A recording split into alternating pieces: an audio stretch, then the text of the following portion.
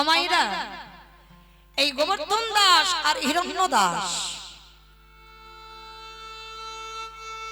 এই গোবর্ধন দাস সংসার করেছিল কিন্তু হিরণ্য দাস সংসার করেনি। কিন্তু বাবা এদের দুই ভাইয়ের এমনই একটা জুটি ছিল না, যেমন রামের কথা বললেই বাবা লক্ষণের নাম এসে যায়। দেখবেন রাম উচ্চারণটা করলে পরপর এসে যাবে বাবা লক্ষণের কথা। কেন? এদের দুই ভাইয়ের এমনই একটা জুটি। আর ঠিক এই গোবর্ধন দাস আর হিরণ্য দাস এরা ছিল দুই ভাই।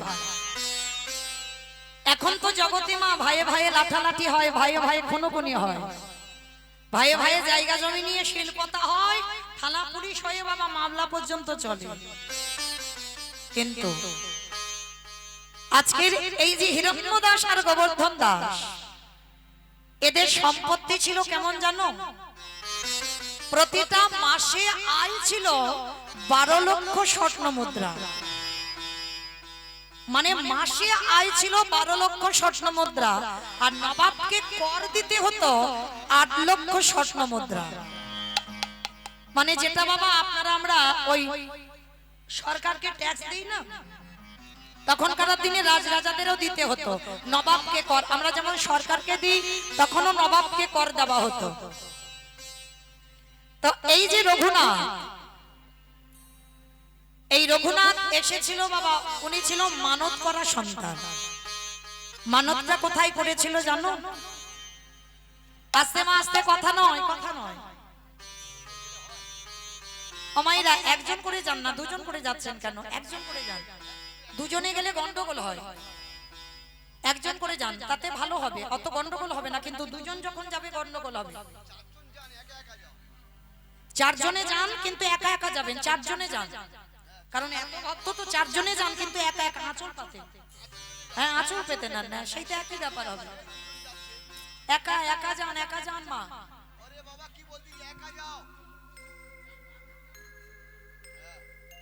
হ্যাঁ আঁচল পেতে নেন, আঁচল পেতে নেন। এটা গলায় নিতে হয়, গলায় নিতে হয়, কখন কোমর থেকে খুলে চলে যাবে।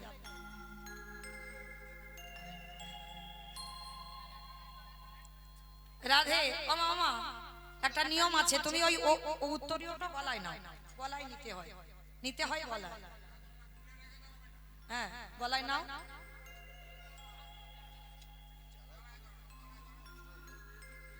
রাধে নিতাই গৌর কৃষ্ণ প্রেমানন্দে হরি বল, হরি বল, হরি বল। এই গোবর্ধন দাস আর হিরণ্য দাস বাবা মানত করেছিল বংশে একটা পুত্র সন্তানের জন্য। মায়েরা, আমরা অনেক মায়েরা আছি না, একটা সন্তানের জন্য 7 ঠাকুরের কাছে মানত করি।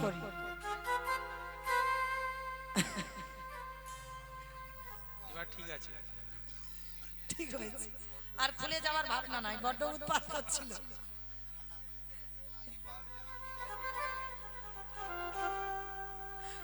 রাধে ঠান্ডাও লাগবে না সব দিক থেকে।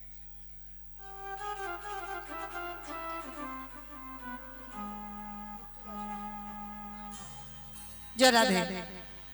আস্তে আস্তে আস্তে আস্তে মা, আস্তে চরণ ধরে নিবেদন, আর কথা নয়। যারা যাচ্ছেন আপনারা দান দেন, কিন্তু ধ্যানটা এদিকে রাখেন, কেমন? দেখবেন এই লীলাটা শুনলে বড় ভালো লাগবে। আপনারা সংসারী মা তো, এই সংসার জীবনে থেকে অনেক কিছু জানতে পারবেন, যে সংসারে থেকে কি করে গোবিন্দ সেবা করব, কি করে বৈরাগ্য পালন করব। তো এই যে রঘুনাথ দাস মানত করা সন্তান ছিল। অনেক মায়েরা দেখবেন একটা পুত্র সন্তানের জন্য 7 ঠাকুরের কাছে মানত করে। পরপর যদি কন্যা সন্তান হয়, একটা পুত্রের জন্য বাবা 7 ঠাকুর দেবতা করে বেড়ালো, কিন্তু পেল না। কিন্তু আমি হরিবাসরে দাঁড়িয়ে একটা জায়গার কথা বলে যাই, সেখানে গেলে বাবা আপনারা সন্তান পাবে। আমার বিশ্বাস, যে জায়গাটা হলো বাবা উত্তরপ্রদেশ, রাধাকুণ্ডের তীর। এই রাধাকুণ্ডের তীরে বাবা স্নান যোগ থাকে। এই স্নান যোগে বাবা যেদিন রাধাকুণ্ডের আবির্ভাব তিথি, এবছর পড়েছিল বাবা সে রাত 12টার পর, মানে সব সময় রাত্রির বেলা পড়ে। তার আগের বছর পড়েছিল বাবা রাত 11টা, মানে এরকম সব সময় গভীর রাত্রি বেলা। তো এই স্নান যোগের সময় আপনারা যাবেন রাধা কুণ্ডের তীরে, আর রাধা কুণ্ডের তীরে গিয়ে বাবা রাধা কুণ্ডে স্নান করে যদি ভিখারির মতো কাঙালির মতো আঁচলটা পেতে আমার রাধারানীর কাছে ভিক্ষা চাইতে পারে। একটা কথা ওই যে আগেই বলে দিলাম, আমার রাধারানীর কাছে যদি একবার চরণ শরণাপন্ন হয় সেখানে বাবা বিচার হয় না, কারণ রাধারানী বড় করুণাময়ী, আমার রাধারানী বড় কৃপাময়ী। আর এই করুণাময়ী কৃপাময়ী প্রেমময়ীর কাছে যদি কেউ কিছু চাও, আমার রাধারানী তার আঁচল ভরে দেয়। তাই পরবর্তীতে যদি কারোর এই বাসনা থেকে থাকে যে আমার একটা পুত্র সন্তান, চলে যাবেন বৃন্দাবনে, আমার রাধারানীর কাছে মানত করে আমার রাধারানীর কাছে কেঁদে সেধে একটা সন্তান আনবেন। কিন্তু সে সন্তান কিন্তু যেমন তেমন সন্তান হবে না, সে সন্তান হবে বাবা কৃষ্ণ চরণের দাস। তো হিরণ্য দাস যেহেতু সংসার করেনি, গোবর্ধন দাসের ঔরসে জন্ম নিয়েছিল বাবা এই রঘুনাথ দাস। আর এই রঘুনাথ দাস জন্ম নিতেই বাবা ছেলেটার বৈরাগ্য ভাব। দেখবেন মা, অনেক অনেক ছোটবেলা থেকে ছেলেরা একটু ধর্ম পথে একটু ওই ভগবানের দিকে একটু আগিয়ে থাকে। দেখবেন তাদের যেখানে হরিনাম কীর্তন হয় বাবা মার সঙ্গে যেতে চায়, মানে ভগবানের মন্দিরে একটু বসতে চায়। দেখবেন ছোটবেলা থেকে অনেক সন্তানদের অভ্যাস, মানে হরিধ্বনি দিলে বাবা তারা দুটো বাহু উত্তোলন করে হরিধ্বনি দেয়, প্রণাম করে। মনে রাখবে এই যে 84 লক্ষ জনই ভ্রমণ করা, তো 80 লক্ষ জনই বাবা কত পোকামাকড় কীট পতঙ্গ তরুলতা গুল্ম হলাম, 4 লক্ষ বার মানব জনম। এই 4 লক্ষ বার দেখবেন যারা সকাল সকাল নেমে পড়ে, মনে রাখবে এই 4 লক্ষ বারের হয়তো বাবা শেষের দিকে চলে এসেছে। কিন্তু বলতে সবাইকে হবে, কৃষ্ণ ভজনের পদ অবলম্বন সবাইকে করতে হবে। এখন হয়তো তুমি বাবা ভগবানকে ধার ধাচ্ছ না, কিন্তু আসতে হবে কোনো না কোনো জন্মে সবাইকে এই হরি ভজনের পদ অবলম্বন করতে হবে।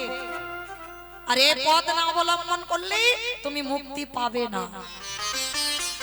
তাই সবার কাছে আমার একটা নিবেদন, এই যে মনুষ্য জন্ম পেয়েছো 4 লক্ষ বার, হতেও তো পারে এই জন্মটা হয়তো আমাদের শেষ, এরপরে আর হয়তো আমরা মানুষ হব না, এরপরে হয়তো আমরা ভগবানের চরণ প্রাপ্তি পাবো, হতেও তো পারে। তাহলে এই পদ অবলম্বন করি বাবা, এমন কোন ভক্ত সবার কাছে নিবেদন, এমন কোন কর্ম করবে না যে কর্ম অনুযায়ী তোমাকে আবার 80 লক্ষ জনিতে ফিরতে হবে। শুধু আমার মতো অধম কীর্তনিয়ার এই কথাটা মনে রাখবে, এমন কর্ম করবে না যেন তোমাকে 80 লক্ষ জনিতে ফিরতে হয়। তুমি আগিয়ে যাবে, যেমন ক্লাস 1 এ পড়লাম 1 2 3 4 একটা একটা করে ক্লাসে ওঠে, নামে না। তাহলে মনুষ্য জন্ম যদি পেয়েছো হেলায় হারিও না, পরে পরে এগিয়ে যাও যেন তোমাকে আর পিছনে না যেতে হয়। তো এই রঘুনাথ দাস মানত করা সন্তান, রাধা চরণের দাস, রাধা রানীর বর প্রাপ্ত ছেলে। জন্ম থেকেই বাবা পৃথিবীতে আসা থেকেই বৈরাগ্য ভাব। মায়েরা, বৈরাগ্য ভাব মানে একটু বুঝতে পারছো বৈরাগ্য মানে কি? বৈরাগ্য মানে কি? মানে সংসার ধর্ম সব ত্যাগ করে দিয়ে তুমি সন্ন্যাস নিয়ে চলে যাও, মঠ মন্দিরে গিয়ে থাকো, এটাকে বৈরাগ্য বলছে? কখনো নয়। বাবা মাকে কাঁদিয়ে, পরিবারকে কাঁদিয়ে, ছেলে পুলে রেখে দিয়ে যদি তুমি মঠ মন্দিরে ঠেলে ওঠো, কৃষ্ণ ভজন এটা হয় না, কখনো হবে না। আমার চৈতন্য মহাপ্রভু যখন সন্ন্যাস নিল, নিতাই চাঁদ পিছনে পিছনে যেতে চাইল, নিতাই চাঁদকে বলল, খবরদার দাদা, আমি সন্ন্যাস নিয়েছি আর এই কলির মানুষকে শিক্ষা দেবার জন্য তোমাকে সংসারী হতে হবে। তুমি সংসার করে এই কলির মানুষদের শেখাবে, সংসারে থেকে ভজন করতে হবে। সংসার ত্যাগ করে নয়, সংসারে থেকে ভজন করো। আর সংসারে থেকে ভজন করা বাবা খুব কঠিন ব্যাপার। আগেকার দিনে মুনি ঋষিরা বাবা তাদের কিছু ছিল না, স্ত্রী ছিল না, সন্তান ছিল না, দিব্যি অনায়াসে গোবিন্দ ভজন করত, ধ্যান তপস্যা করত, এত সোজা। কিন্তু সংসারে সব বজায় রেখে করে দেখাও, ছেলে বলবে আমায় দাও, পরিবার বলবে আমায় দাও, সবাই দাও দাও দাও, আর দাও দাও এর মধ্যে থেকে তোমার ভজন, তবেই তুমি বড় ভক্ত। যার জন্য দেবর্ষি নারদ কলিযুগে হয়েছে শ্রীবাস পণ্ডিত, মালিনীকে বিয়ে করে একটা পুত্র সন্তানের জন্ম দিয়েছিল, যার নাম হলো কৃষ্ণ দাস। সংসার করে ভজন করে দেখাও, আর সংসারে থেকে বৈরাগী হও। অমাইরা সংসারে থেকে বৈরাগী মানে কি? বিষয়সু অনাসক্তি। এই যে বিষয়সু অনাসক্তি মানেটা কি? বিষয়ের প্রতি আসক্তি থাকবে না। ভালো করে বুঝবেন মা, কোন বিষয়ের কথা বললো আমার মহাপ্রভু? কোন বিষয়? বিষয় বলতে কোনটা বোঝালো? ওই যে টাকা পয়সা, ঘর বাড়ি, জায়গা জমি সম্পত্তি, এইগুলোকে তো বিষয় বলে। কি মা আপনারা কি বোঝেন? এইগুলো তো বিষয় না। মহাপ্রভু তো এই বিষয়ের কথা বলেনি, তাহলে কোন বিষয়ের কথা বললো? তোমার দেহের এই 10 ইন্দ্রিয়ের বিষয়। যেদিন তোমার দেহের 10 ইন্দ্রিয়গুলো একটু একটু করে গুটিয়ে নিতে শিখবে, কেউ যেন ঊর্ধ্বমুখী না হয় বাবা, সবকটাকে নিম্নমুখী করে দাও। যেদিন তোমার জিহ্বার লালসা চলে যাবে, কলির মানুষ অন্নগত প্রাণ, কোন রকমে বাবা একটু আলু সিদ্ধ অন্ন হলেই হয়ে যাবে। মানে জীবের যে স্বাদ, মানে আজকে যে ভালো কিছু রান্না করে খেতে হবে, অন্ন না খেলে কলির মানুষ বাঁচবে না কোন রকমে পেটটা ভরার মতো। যেদিন তোমার জিহ্বার কোনো লালসা থাকবে না,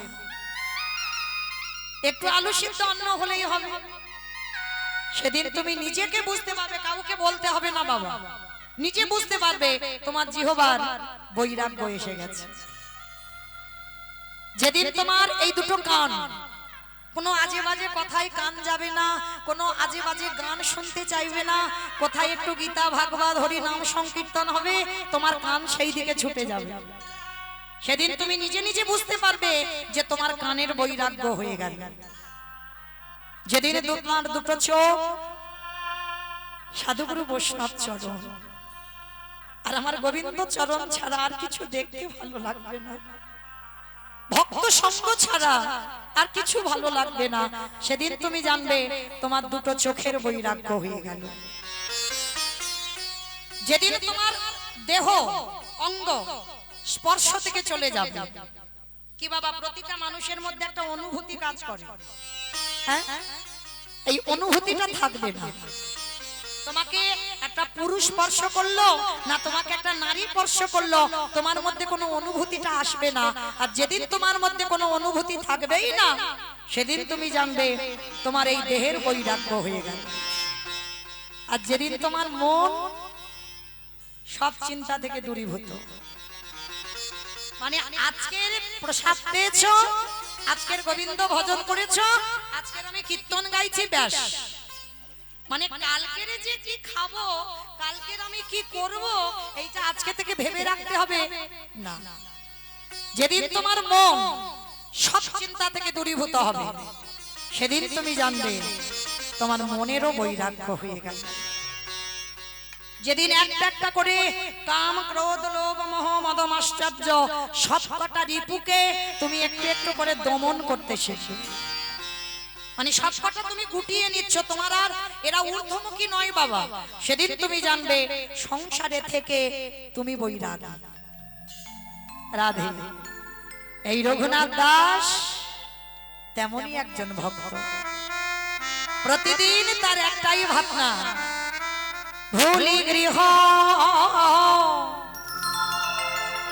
সাজ সবে সপেছি তো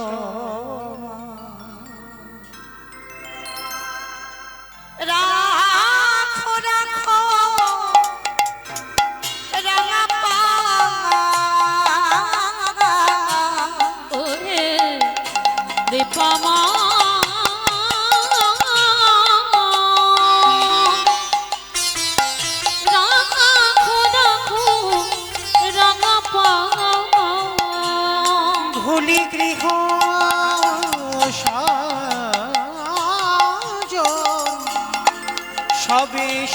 দিছি তোমায় রাখো রাখো রাঙা পায় ওরে দয়ামা রাখো রাখো রাঙা পায়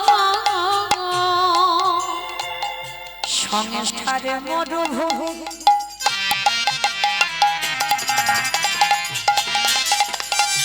কি গো মায়েরা, এই সংসারে কিছু আছে, ওই জন্য মহাজনেরা বলছেন সংসারে মরুভূমি নাহি তোর ছায়া নাম নীল দশা আনমে ভয়া সংসারে মরুভূমি নাহি তোর ছায়া নাম নীল দশা আননে ভূয়া আনন্দ নিপবনে নন্দ দুলালে আনন্দ নৃপবনে নন্দ দুলালে যাও দিন হরি অস্তু যমুনা রাখো রাখো রাঙা পায় ওরে দয়ামা রাখো রাখো রাঙা পায় ওহে কৃপাময় রাখো রাখো রাখো রাখো রাঙা পায়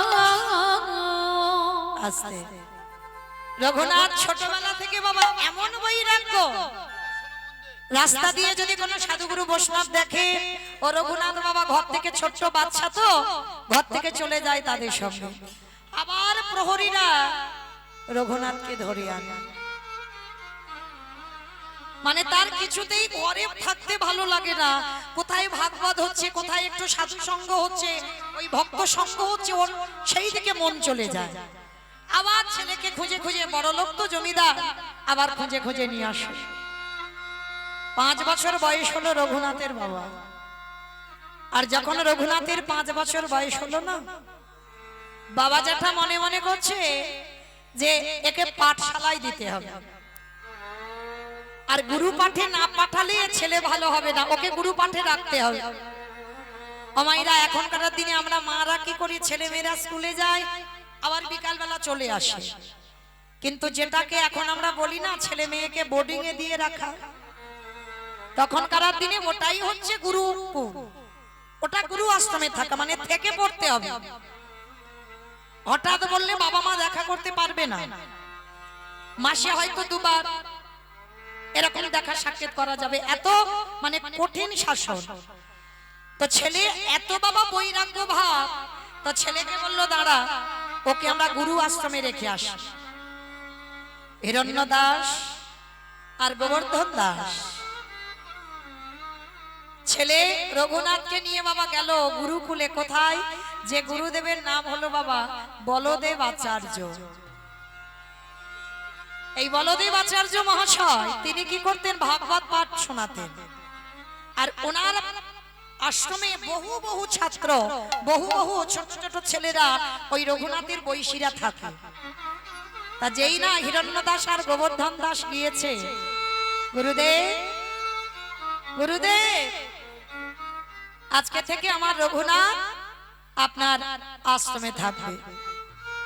বলদেব আচার্য বলে বলেন অসম্ভব অসম্ভব, এ বড় লোকের ছেলে, এ খামখেয়ালি ছেলে, যখন যেটা জেদ ধরবে ওর জেদ পূরণ করতে হবে, অসম্ভব বাবা, এ ছেলেকে আমি রাখতে পারবো না।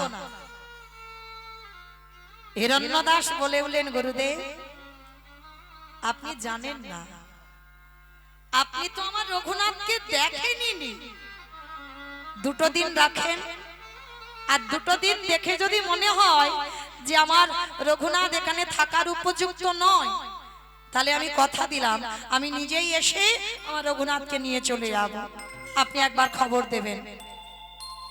ঠিক আছে হিরণ্য শোনো গোবর্ধন, তোমার ছেলেকে আমি দুদিনের জন্য দেখব। যদি ভালো মনে করি ওকে আমার আশ্রমে রাখবো, আর যদি মনে করি ওর খাম খেয়ালি, আমি এখানে রাখবো না বাবা। ঠিক আছে গুরুদেব, আমার তাহলে রঘুনাথকে রেখে গেলাম। কেমন?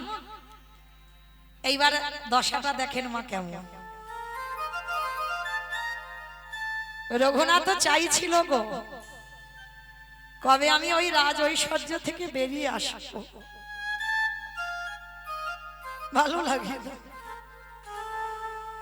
ওই অট্টালিকা,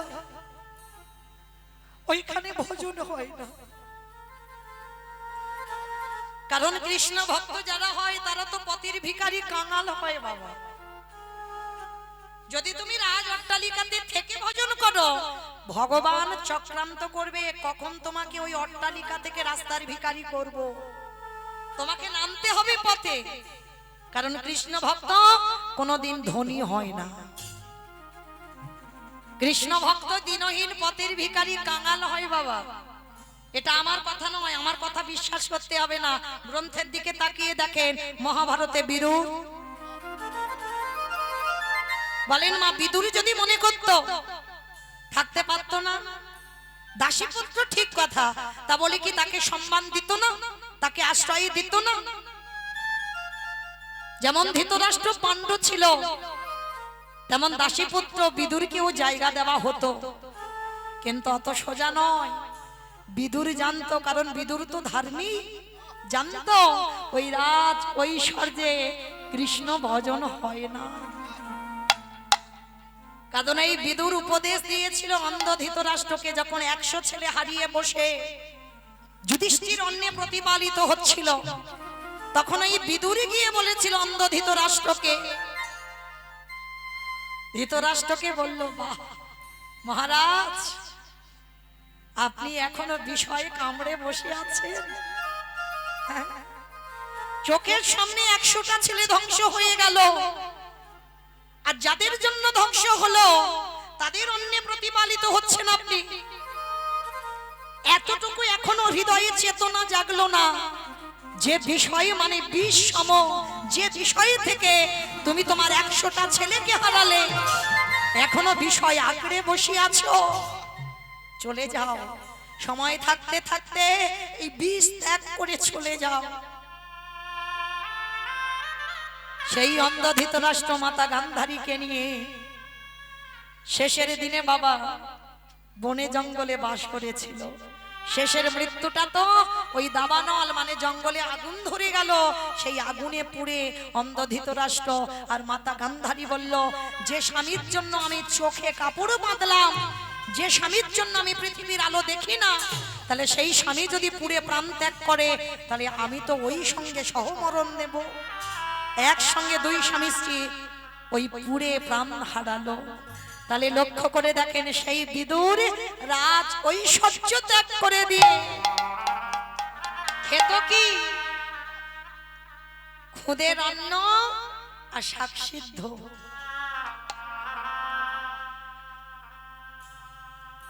মা পরাশরীর পরনে জীর্ণ মলিন বস্ত্র, আর যেদিন কৃষ্ণ গেল ঘরে খেতে দিল খুদের অন্ন শাক সিদ্ধ, আর গাছে কলা পড়েছিল কলার খোসা।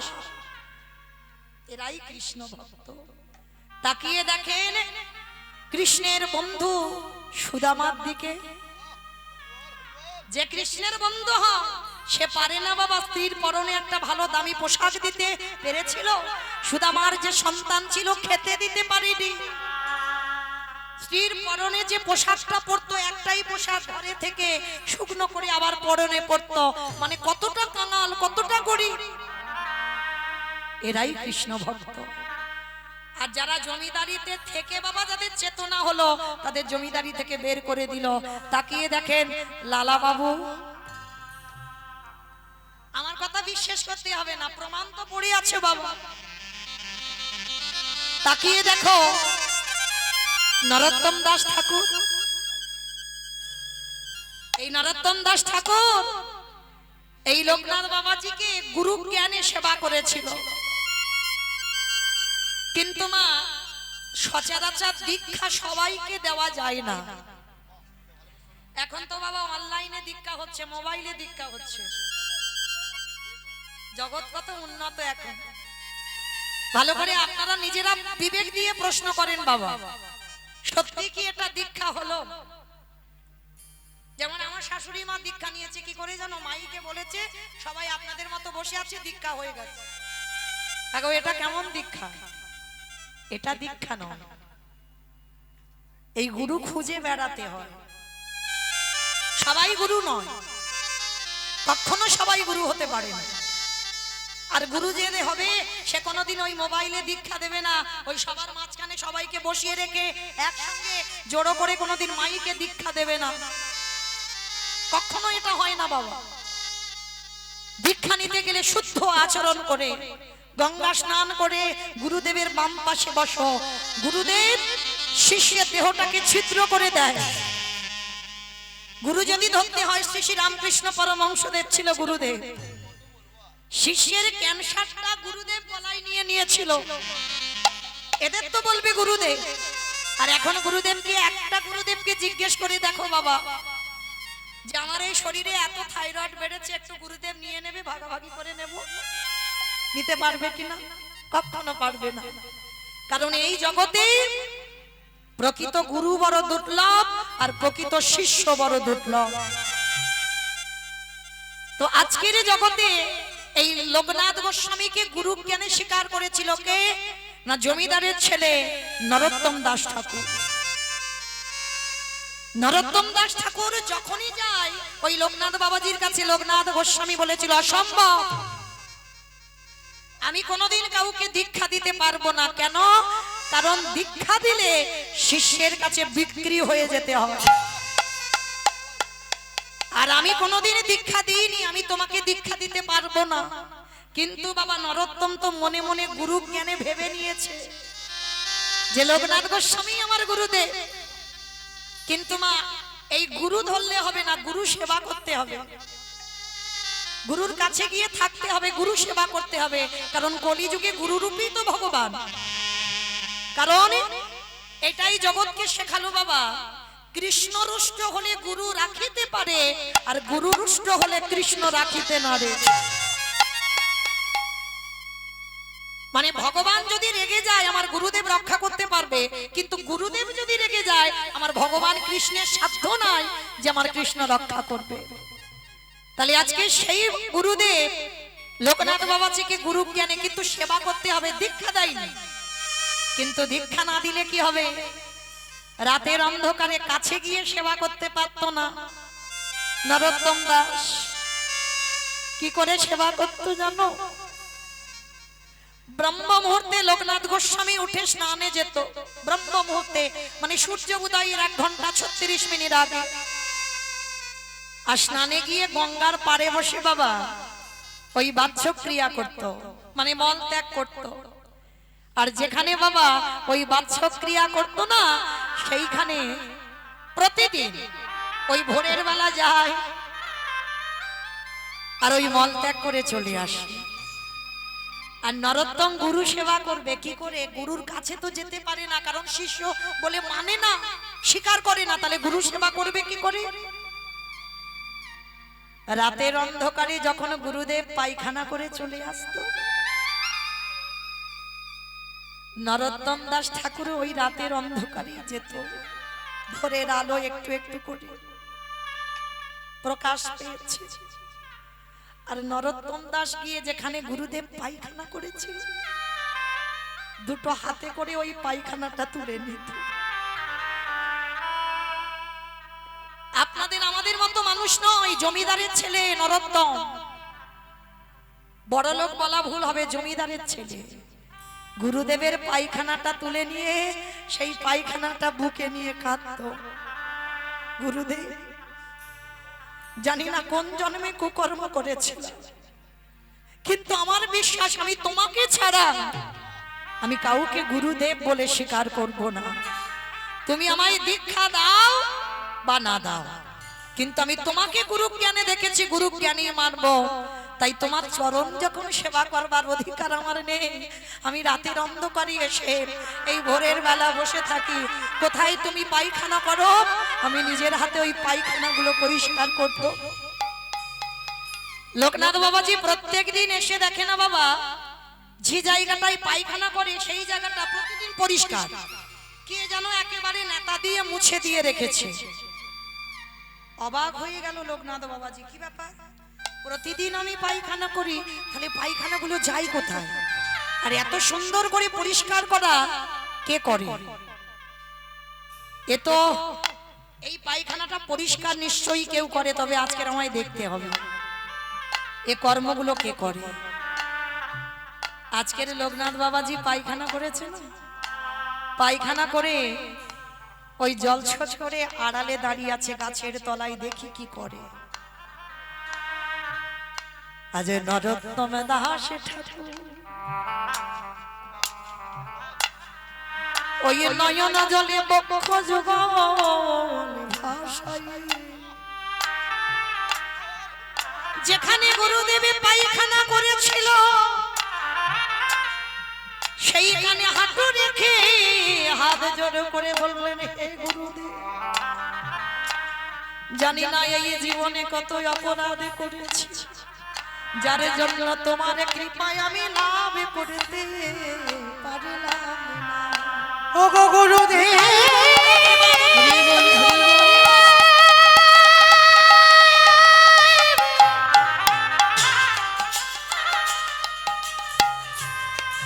তোমার চরণে যদি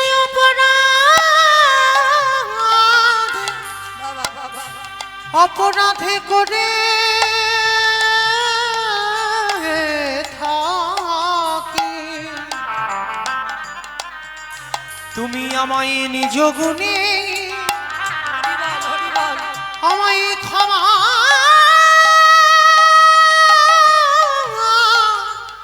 করে দি।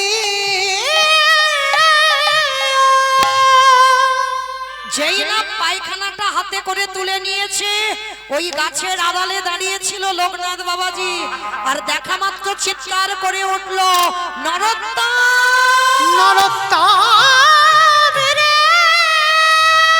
এটা কি করলি বাবা, এটা তুই কি করছিস? তুই আমার করে এটা কেমন সেবা করিস না রে, এটা কেমন সেবা তোর? তোরে নরোত্তম,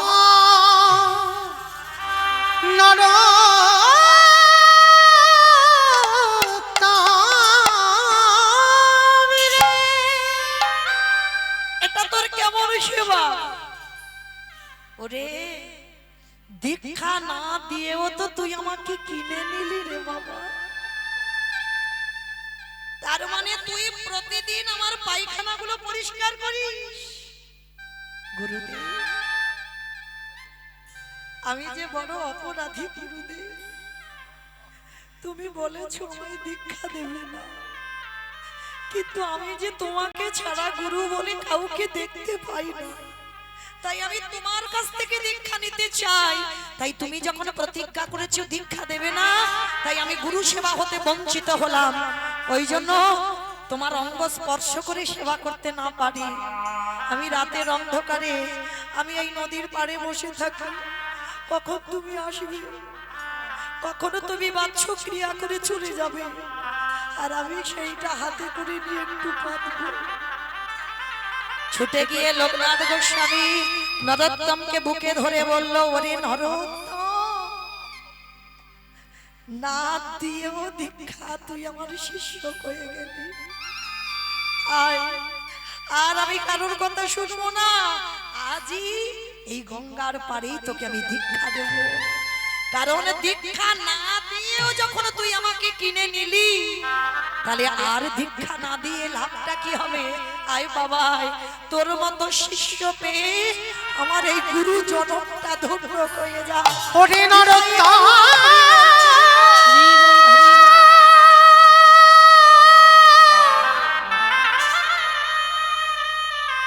একেবারে আমার হৃদয়ে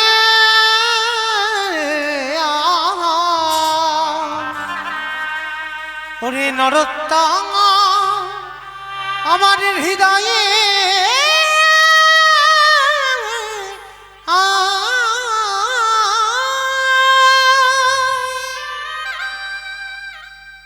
সেই নরোত্তম দাস ঠাকুর জমিদারের ছেলে হয়ে কৃষ্ণ পাবার লালসায় পথের ভিখারি হয়ে কি কর্ম করলো দেখো।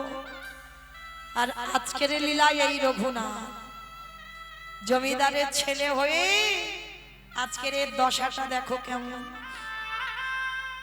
ছেলে হরি হরি করে বলে গুরু আশ্রমে রেখে এলো, কিন্তু গুরু আশ্রমে রাখলে কি হবে? গুরুদেব ভাগবত পড়ছে আর অন্যান্য পড়ুয়াদের সঙ্গে রঘুনাথ বসেছে। অমাইরা আর ছোট ছোট বাচ্চারা একটু চঞ্চল হয়, সবাই গল্প গুজব করছে, হাসি ঠাট্টা করছে, কিছুক্ষণ পরে উঠে চলে গেল আসন থেকে। আর রঘুনাথ আস্তে বাবা আস্তে আস্তে, রঘুনাথ সবার সামনে বসে আছে। বয়স তখন 5 বছর। আমরা তো পারিনি বাবা আমাদের সন্তান তৈরি করতে,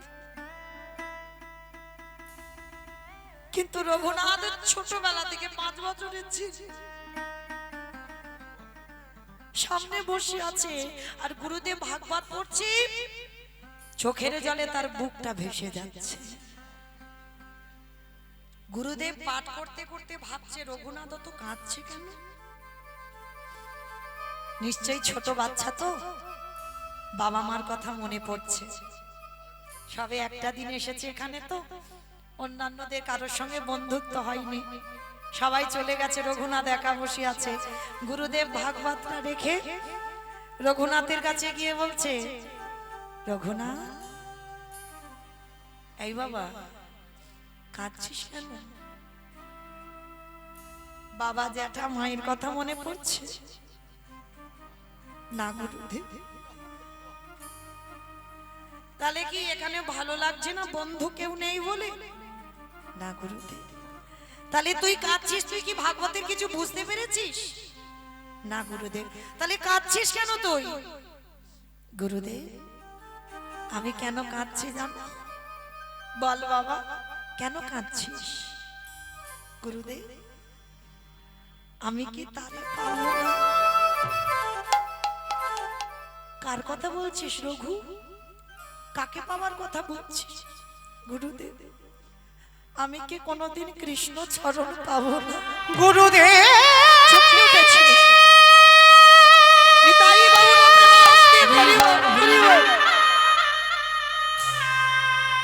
একেবারে বলে দাও আমি কোথা গেলে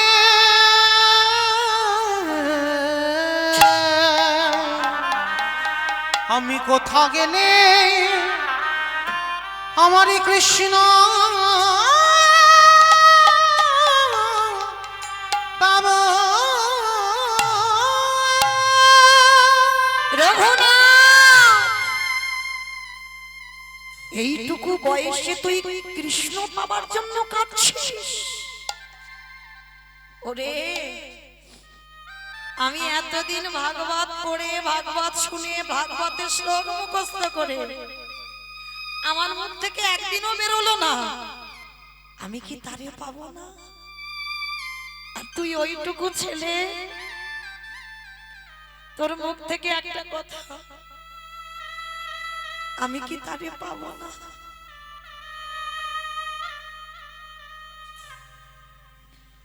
রঘুনাথকে বুকে নিয়ে বলছি পাবি বাবা, সত্যি যদি আমার ভজন থেকে থাকে পাবি। আমি আশীর্বাদ দিলাম কৃষ্ণ কৃপা তোর হবে। গুরুদেবের চরণে সাষ্টাঙ্গে দণ্ডবত প্রণাম। বাবা এই জগতে নামাচার্য হরিদাস ঠাকুরের থেকে বেশি কেউ নাম জপ করতে পারবে না, আর রঘুনাথ দাস গোস্বামীর থেকে কেউ দণ্ডবত প্রণাম করতে পারবে না।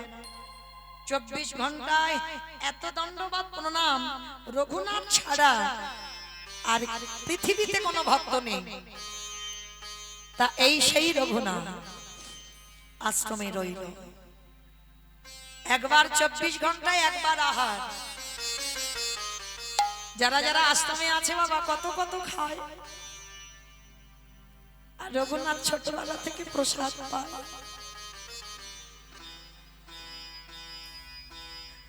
রঘুনাথ একবার আহার করে।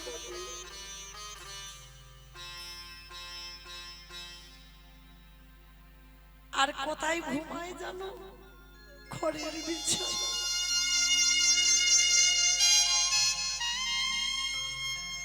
খড়ের বিছানায় শয়ন, আর 24 ঘন্টায় একবার আহার। কি গো মাইরা, কতটুকু কৃষ্ণ বলে কেঁদেছ? কৃষ্ণ পাবে। কতটুকু তুলসী তলায় জল দিয়েছ? কৃষ্ণ পাবে। কৃষ্ণ পেতে গেলে আগে কাঁদতে শিখতে হবে। যার হৃদয় যতটা কৃষ্ণ নামে কাঁদবে,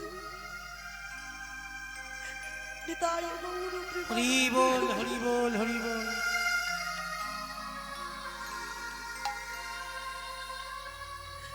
কৃপা তত তাড়াতাড়ি তার বেশি হবে।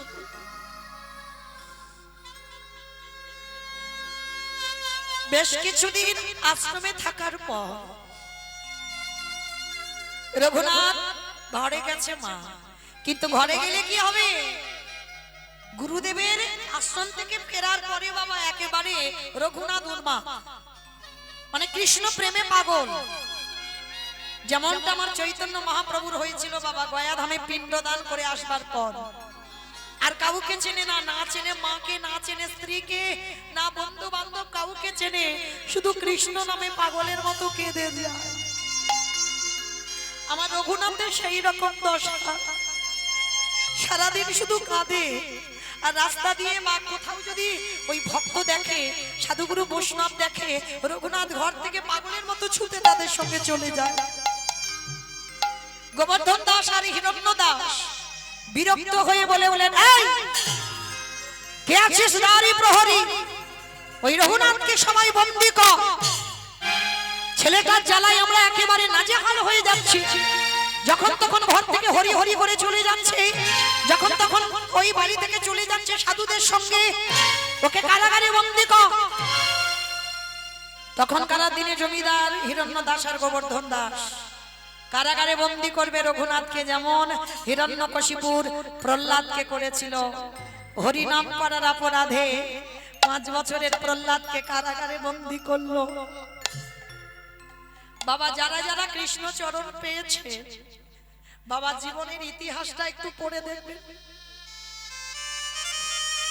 রাত সুখে কৃষ্ণ ভজন নয়, আনন্দে সুখের রাজ্যে বসে কৃষ্ণ ভজন।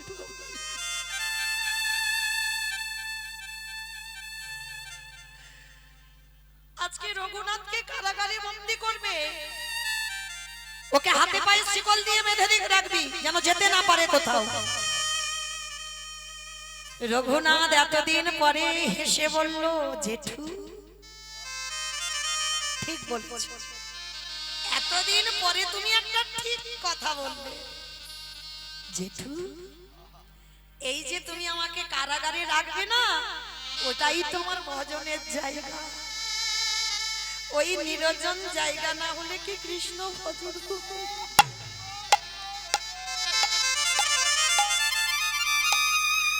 লোকালয়ে কৃষ্ণ ভজন হয় না জেঠু। আর ওই যে আমার হাতে পায়ে দড়ি বেঁধে দেবে, আর তো কেউ আমায় বিরক্ত করবে না, আমি ওইখানে নিরজনে বসে আমি কৃষ্ণ ভজন করব। কারাগারে বন্দী করলো। আচ্ছা বাবা, একবার যদি কৃষ্ণকে কেউ ভালোবাসে, পারবে? হাজার চেষ্টা করলেও কৃষ্ণ ভোলাবে।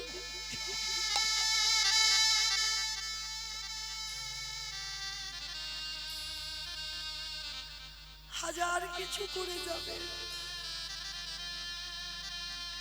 কিন্তু কৃষ্ণ চরণ ভুলবেন না। কৃষ্ণ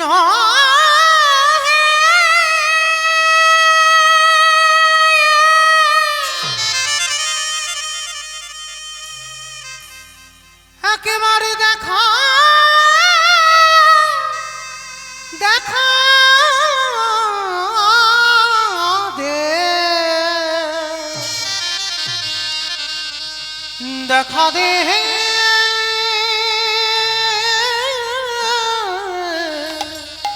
কৃষ্ণ রে।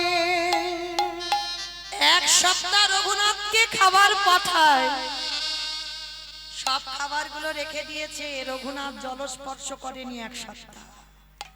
হিরণ্যদাস যখনই খবর পেয়েছে রঘুনাথ কিছু খাচ্ছে না, হিরণ্যদাস শেষে ডাক দিল, রঘুনাথ!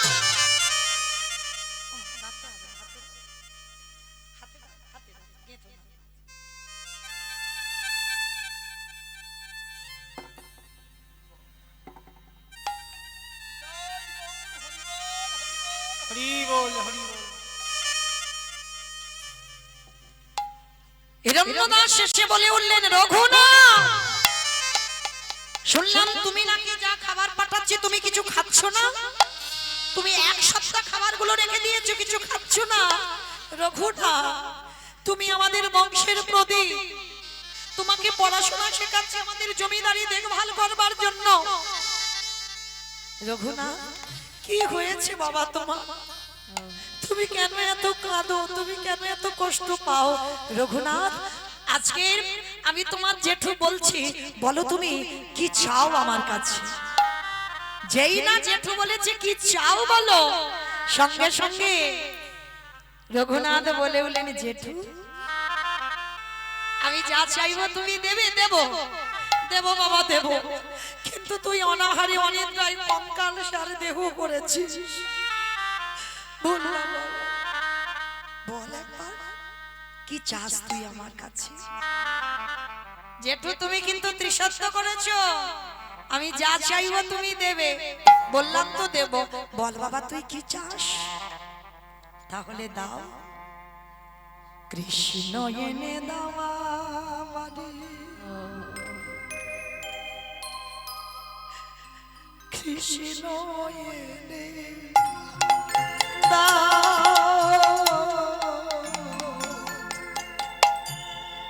কৃষ্ণ এনে দাও আমারে, কৃষ্ণ এনে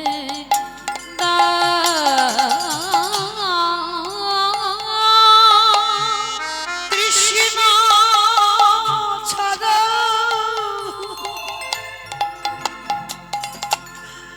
আমার প্রাণে বাঁচে না, আমার কৃষ্ণ এনে দাও।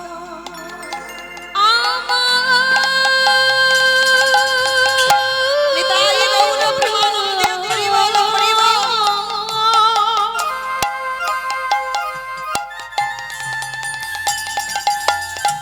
ওই কৃষ্ণ ছাড়া প্রাণে বাঁচে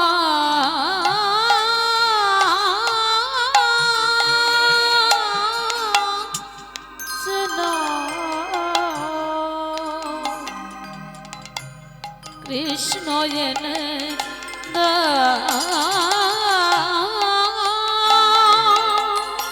এটা কেউ বুঝে না, আমার মনে কথা বলে আমি কারে। এরা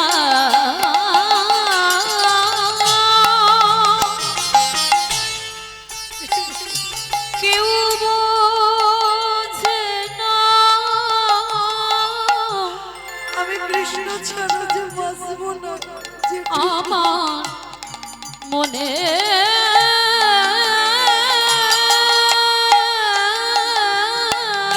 কথা বলো, বলবো আমি